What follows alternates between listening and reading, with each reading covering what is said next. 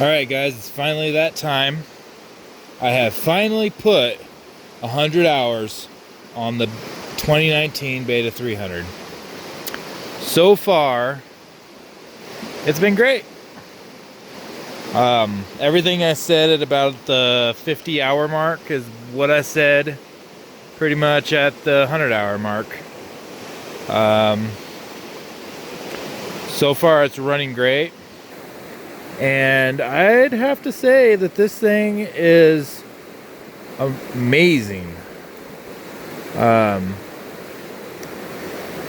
the reason why I say that is one time during the fall of this last year, I took a tumble down a crazy single track trail that wasn't really a trail, and it literally took me down the side of a mountain that was so steep, and half the time the bike was on its side or upside down or some other awkward position. It landed sideways. It landed all wrapped up in trees. I had to baby this thing down the side of a mountain for a good hour one day, and it survived it. Like, no radiator leaks. The radiators didn't hit anything. It's been a really, really, really, really good bike. Few places of damage that I am at fault for. No problem to the bike at all. You can see I've bent up the radiators pretty bad.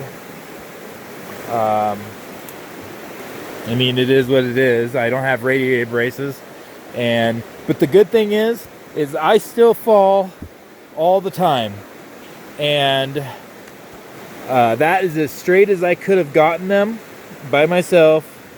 They were actually much worse than that. There's this one, and if you come over here, there's this one. If you can see, there's just a slight bend in it, but both radiators were much, much worse. They were really bad. And then I straightened them out as much as I could. No leaks, thank God. And since then, I've dropped the bike so many darn times that I'm surprised they're not bent anymore. But they haven't lost their shape at all lately. So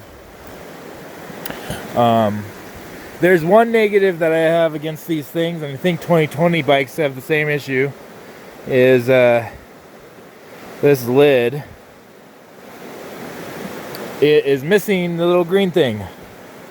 I have it at home. It's in my toolbox, but I couldn't get it to go back in, so I gave up. I didn't want to end up taking my tank off, just to go fetch for it and have to take all the gas out and whatnot. So I just left it off. Every time I fall, gas leaks out like crazy. But I mean, it's not that big a deal, but it is an issue that I wanted to bring up. Let's see. I mean, I've had the suspension done twice. Not done, revalved, and then I had it serviced just like a couple hours ago in bike hours. So so far it's doing good. The guy that services my suspension is in Coeur d'Alene, Idaho. He uses Evo, and none of the bushings were bad. Nothing was worn. It was great, and I usually push this bike pretty hard. I mean, I don't ride I'm not like a pro rider or anything, but like I work my hardest at this stuff. So yeah. So I was surprised, and so nothing's bad in there. Usually what you hear people talk about is where the anodized coating starts to wear off earlier on in the fork life, but so far it hasn't done that. It's been great, and he knew it was an issue too. As you can see, there's no headlight there. So what happened there was a tree really wanted to get to know me, And I ended up, I was doing a hill climb, and the front tire hit a rock and then bounced me to the right, and the front ended up hitting a tree really hard and broke the mounts to the headlight. I mean, the bike is at no fault for that. I mean, unless they want to like maybe change the mount design, but still, the bike is it had no fault. So yeah, what's really nice that I really enjoy about these bikes is they come with a 36 millimeter carb instead of a 38. That allows you to run it more like off the bottom and more into the mid-range, which I enjoy riding. It's a lot of fun. Now, I have this issue, and it drives me crazy, so I'm pretty much done buying bolts for this thing. These things, you see I have zip tied, as if it would zoom in, there you go, or focus. I have them zip tied on both sides. Doesn't matter how many times I replace it, doesn't matter how many times I tighten the suckers down, it doesn't matter. The bolts just rattle out. So I'm done. Like, done trying to find or go out and buy bolts for the stupid thing. And so whenever I need to get the gas tank off, I just clip one of these stupid things and take it off, along with the 2 bolts on top. It's just these 2. Let's see what else is an issue. I mean, nothing's an issue. But, you know, you guys want to know the negativities of these bikes, and I'm here to tell you, whatever. So, honestly, there is no negatives. It's a great bike. Now, one thing that Beta for 2020 tried to do is to mimic KTM's and Husky's counterbalance shaft, which this bike does not have, but, you know, they just still weren't able to do it. So, I mean, who knows? This bike, it vibrates. I mean, it vibrates like my 2008 KTM did, just like a normal 300. You know, any other 300 would vibrate. This one does the same thing. And most people, you know, I used to be one of those people who they thought, oh, you know, I'm going to buy a 2-stroke dirt bike and dual sport it. Well, guess what? Dual sporting 2 strokes, I don't know if anybody tried it, it sucks. It vibrates, everything goes numb, your hands go numb, your feet go numb, you need to shake your hands off all the time. Just don't do it. Like, but then when you get into the single track, the hard stuff, you're literally working so hard that you aren't even going to feel the vibration, really. I don't have an issue when I'm doing that. It's just when I'm on like dirt roads or on the pavement where, you know, where you shouldn't be, but, you know, you have to connect trails and stuff. That's fine. I say if you had the opportunity, I would get a race edition 2019 bike. They're a great bike. You could probably find them for cheap in a lot of places. They have the Sachs ZF forks. 2020 Beta didn't know, I don't think, what they were doing, and so they went with Kayaba and valved their forks too stiff. If you were to buy a new Beta, if you were to find a 2019 Beta, I would get a 2019 because of the forks alone. Another thing I want to point out is when I got this bike, if you look in gear, there is this little pad, or not pad, but like a cloth, and that is to protect the little brake wire that connects to the back brakes. I learned that by it being there, if you could see it right there, it would rub up against the exhaust. Same with the vent lines, and it would melt the vent lines. And so that's why that's there. And then this little rubber piece, this thing's a piece of garbage. It even has a little beta symbol on it, but it's a piece of garbage. Like no matter how many times I tried to jerry rig it up, it's literally falling apart. Like, beta, just use something like a coupler or whatever to be able to join the pipe and the silencer together. Otherwise, like, it's just a thing that they could just do better. So, yeah. One thing that I really liked when the first time I ever pulled these triple clamps off was you pull this bolt off right here, and then obviously you take all this stuff off too, but you pull this bolt off, or at least loosen it, and the whole thing just comes out. Like, dude, that makes life so easy and so nice. You don't even have to like loosen something and have to tighten something a certain way. I have a KX 125, and it sucks to try to make sure that something's torqued a certain way and then have enough, and then loosen the little locker thing in order to get enough movement in the forks. It literally, you just put it in, you tighten this bolt, and you're done.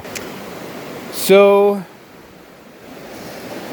I am still running the what do you call this darn thing? The Moto Z Mountain Extreme, and it's a great tire.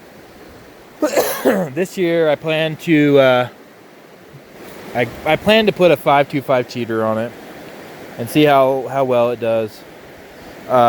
It does slip a lot. Going down hills, it's just it's not very good. So I'm going to be doing a 525 cheater on that this year. I still have the stock front tire on. Great tire, I feel. It is a bit wide, I've noticed. Now that like I've been riding more, and I've been working on more and more bikes of friends and stuff. It's just I think it's a wider tire. I feel like it don't wash out in rocks and stuff as much. One thing I really like about the 2019 betas that the 2020s really didn't deliver on was their suspension. In 2020, they adopted KYB SSS forks. I think they're SSS. I mean, you guys can correct me if I'm wrong. But they valve them too stiff. And these bikes aren't motocross bikes. These are woods / hare scramble / enduro bikes. The ZF forks in the closed chamber style fork, they're new for 2019, and I don't know why they didn't keep it in 2020, but they're a fantastic fork. Dirt Bike Channel has said they're a great fork. I thought when I bought the bike that they were a great fork. In my words, they felt like a KYB fork, and they acted like a KYB fork, and so it just confused me a lot when they went to the KYB fork. Like, why? You had a great fork, and you could just kept it. So it feels great. I'm not one of those people who like the open chamber forks. I feel like they're just too soft. I hate the divey feeling. I like things to be just stiffer. I like more feedback in my hands. I know a lot of people don't. They want to feel like they're riding on a cloud. Another thing to note that these forks are lowered 2 inches. And so if you're ever scratching your head wondering why does this beta look so much shorter than every other bike that Beta makes, well, guess what? It's lowered 2 inches. And I'm 5'7". I don't know what my inseam is, but I can touch while with 1 foot on the ground, and it seriously makes life so much easier. I was literally falling like every single time I'd go to put my foot down, falling. So flat foot, one side, works great. All right, last thing to note about this 2019 Beta 300RR Race Edition is you guys need to go to plastics that have the graphics inside the plastic. Like, really, I think the first 50 hours, all my pretty colors and whatnot were gone. Like, I tried to save them, but they did not last very long. Every time you go to spray off your bike, they would just slip right off. So you guys, Beta, if you're listening, I mean, I love the way the bikes look. They're really great. I love the blues. I love the reds. I love the whites. I love the Italian-y type theme you got going on.